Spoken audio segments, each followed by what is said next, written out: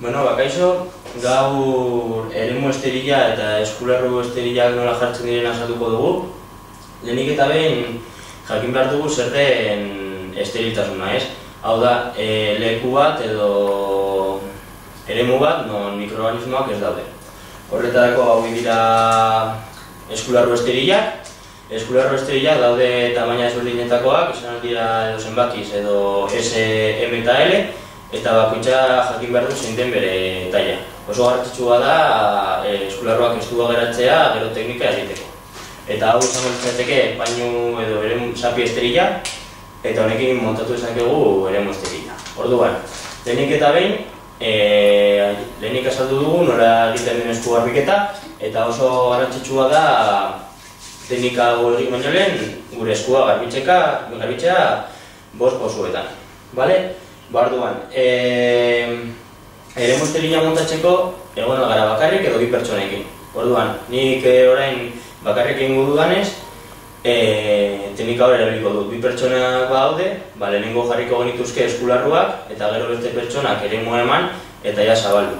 Orduan, ni bakarrik nagoenez, lehenengo eremu esterila zabalduko dut. Ezin da ukitu eremu esterila bere esteriltasuna esgaltzeko eta gero eskularruak jarriko ditut. Eskularruak goitik irekitzen dira eta barruan dagoen papera ateratzen dugu. Orduan, erditik ireki eta ikusten dugu daudela torestura batzuk, torestura hauek irekiko ditugu eta barruan aurkituko ditugu bi eskularruak. Ezin dira ukitu, esteriltasuna galduko duketako. Orduan, ikusten badugu hemen, torestura honetan, hau ukitu dezakegu gero gure azalaren kontra joango delako.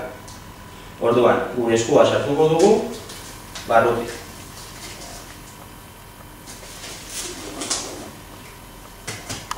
Berdin dio eskularrua ez bada ondo sartzen, zer gero beste eskularrua sartzen dugunean ondo jarri dezakegulako, baina bai, orain ezin dugu ukitu esteriltasuna jartzeko.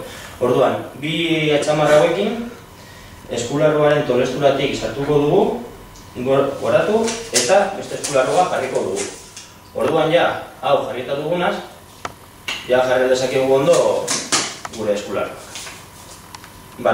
Orduan, orain ja esteriltasuna daukagu eskuetan. Orduan ezin dugu ez maila ukitu, ez ila ukitu, eta ez gorputzeko edo zer atal ukitu, hau galduko genukela. Ja eskularruak esteria ditugunez eta eremua esteria dugunez, ireki dezakegu, eta ja jarri dezakegu mahai gainean.